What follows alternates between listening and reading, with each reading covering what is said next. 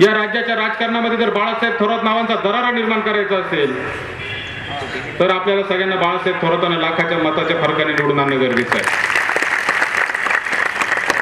आज आपण बघतो की नामदार बाळासाहेब थोरातांमध्ये राज्याची नेतृत्व करण्याची क्षमता आहे. कृषी खात्याच्या माध्यमातून महाराष्ट्राच्या कानाकोपऱ्यामध्ये फिरलेला तो माणूस आहे.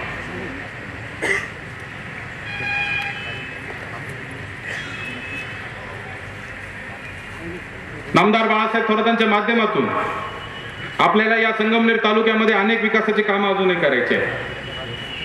युवकांसाठी विशेष करून एक 11 कलमी कार्यक्रम संगमनेर तालुका युवक काँग्रेसच्या माध्यमातून आम्ही नामदार बाळासाहेब थोरातांपुढे मांडलेला आहे. तो त्यांनी मान्य केलेला आहे. आज ते या ठिकाणी उपस्थित नाही.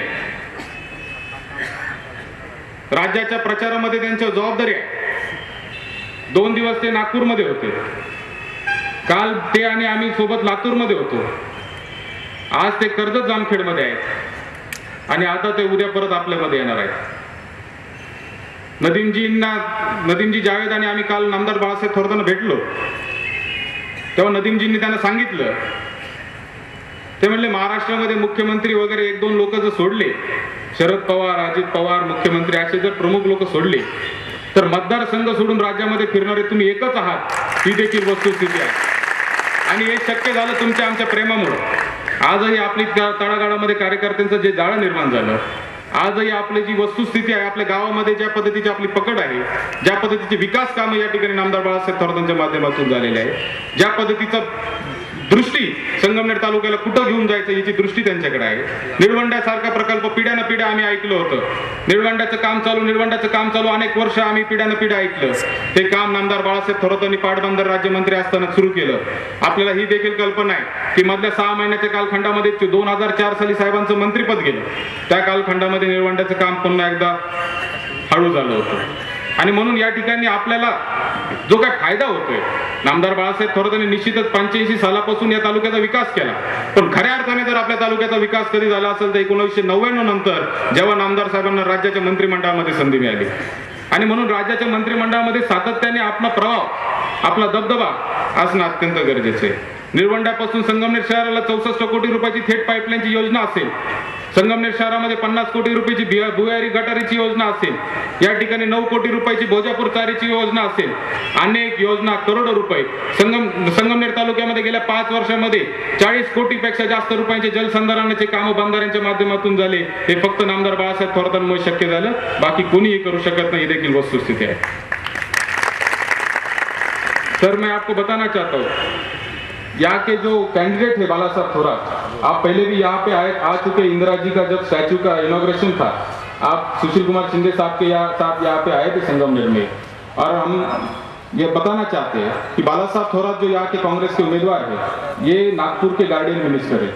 नागपुर में इनके ऊपर जिम्मेदारी है. 2 दिन से ये नागपुर में कैंपेनिंग कर रहे हैं. कल ये हमारे साथ लातूर में भी कैंपेनिंग कर रहे थे. आज वो अहमदनगर डिस्ट्रिक्ट में जो बाकी लोग हैं, बाकी जो कैंडिडेट कांग्रेस पार्टी के, उनका कैंपेनिंग कर रहे हैं. और ये पूरी जिम्मेदारी के साथ कांग्रेस पार्टी के उम्मीदवारों के पीछे खड़ा रहने का काम बाला साहेब थोरात ने महाराष्ट्र में किया है. या ठिकाणी युवक काँग्रेसच्या माध्यमातून मी एक 11 कलमी कार्यक्रमाची गोष्ट आपल्याला सांगत होतो. गाव तिथे क्रीडांगण, गाव तिथे अद्ययावत मशीन असलेली व्यायामशाळा, म्हणजे नुसती शाळेची व्यायामशाळेची खोली बांधून शाळेला द्यायची असं नाही. मुलांना व्यायाम करण्याची संधी द्यायची व्यायामशाळा. गाव तिथे सुसज्ज पुस्तकं असलेले वाचनालय. हा पुढच्या 5 वर्षातला आपला कार्यक्रम आहे. आपल्याला पुढच्या 5 वर्षामध्ये केंद्रीय उद्योग मंत्री विलासराव देशमुखांच्या माध्यमातून आपल्या सगळ्यांना कल्पना आहे की सहकार क्षेत्रामध्ये, सरकारी नोकरीमध्ये आज किती मोठ्या प्रमाणावर नोकरींची अडचण आहे. आमच्या युवक कार्यकर्त्याच्या हाताला जर रोजगार निर्माण द्यायचा असेल तर संगमनेर तालुक्यामध्ये खासगी प्रकल्प आले पाहिजे, सरकारी प्रकल्प आले पाहिजे. आणि ती गोष्ट फक्त विलासराव देशमुखांच्या माध्यमातून शक्य आहे, कारण केंद्रामध्ये ते उद्योग मंत्री आहेत. साहेबांचे त्यांच्या अतिशय जवळचे जिव्हाळ्याचे संबंध आहेत. या ठिकाणी संगमनेर शहरामध्ये एक मागासवर्गीय मुलामुलींना वसतिगृहाची अत्यंत गरज आहे. या ठिकाणी सहकार महर्षी भाऊसाहेब थोरातांच्या नावाने परदेशामध्ये असेल किंवा उच्च शिक्षणासाठी जाणाऱ्या गरजू विद्यार्थ्यांना स्कॉलरशिप देण्याची एक योजना आपल्याला या ठिकाणी चालू करायची. अनेक योजना या ठिकाणी आपण केलेल्या आहेत. 11 कलमी कार्यक्रम आपण ठरवलेला आहे. कुस्तीचं एक कायमस्वरूपी प्रशिक्षण केंद्र आपल्याला चालू करायचंय. शासन आपल्या दारीच्या माध्यमातून आपण बघितलं की गेल्या 3, 4, 5 महिन्याच्या कालखंडामध्ये संगमनेर तालुक्यामध्ये 11,000 पेक्षा जास्त वैयक्तिक लाभाच्या योजना आपण मंजूर केल्या. नामदार बाळासाहेब थोरातांच्या प्रयत्नाने आजही कोणत्या शेजारच्या पाजारच्या तालुक्यामध्ये जाऊन बघा, 2000च्या पुढे 5 वर्षात प्रकरण नाही. संगमनेर तालुक्यात 11,000 पेक्षा जास्त प्रकरण मंजूर झाले आणि त्याचं सर्व श्रेय त्या गावातल्या युवक कार्यकर्त्यांना. त्या युवक कार्यकर्त्यांना प्रतिष्ठा मिळवून देण्यासाठी, सन्मान मिळवून देण्यासाठी आम्ही शासन आपल्या दारी योजनेमध्ये त्यांना सामावून घेतलं.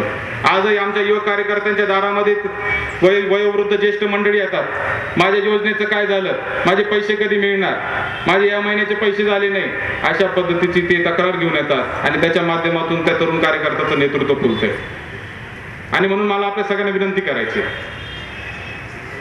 आपण सगळ्यांनी नामदार बाळासाहेब थोरातांच्या मागे ताकदीने उभं राहणं गरजेचं आहे.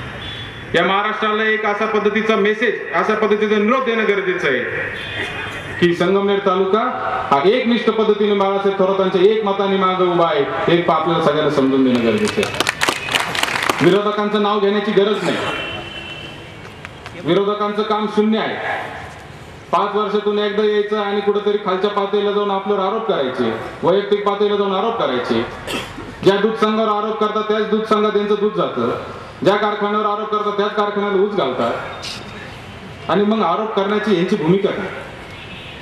मला त्या विरोधकांचं नाव घ्यायचं नाही, कारण तुम्हाला आम्हाला कोण उमेदवार उभा हे सुद्धा माहिती नाही आणि त्याची विनाकारण या ठिकाणी जाहिरात करण्याची आपल्याला गरज नाही. माझी आपल्या सगळ्यांना कळकळीची विनंती आहे, विशेष करून युवक कार्यकर्त्यांना विनंती आहे, जास्तीत जास्त मतदान घडून आणून नामदार बाळासाहेब थोरातांना 1 लाखापेक्षा जास्त मताधिक्याने विजय करणं आपल्याला गरजेचं आहे. पुन्हा एकदा मी आपल्या सगळ्यांना हीच विनंती करतो, सर आप यहाँ पे आए, आप सबका मैं शुक्रिया अदा करता हूँ. यहाँ पे मेरे दोस्त विश्वरंजन दास मलिक, ये उड़ीसा से आए, जैना साहब आप भी यहाँ आए, दिक्कर साहब है, सचिन पायलट जी आप, उनको अभी महाराष्ट्र में बहुत जगह जाना है, इसलिए वो भी जल्दी में है. मैं आप सबका यहाँ पे फिर से एक बार शुक्रिया अदा करता हूँ और ये विश्वास करता हूँ कि आगे वाले फ्यूचर में आप हमारे साथ जरूर बने रहेंगे. जो भी आपकी हेल्प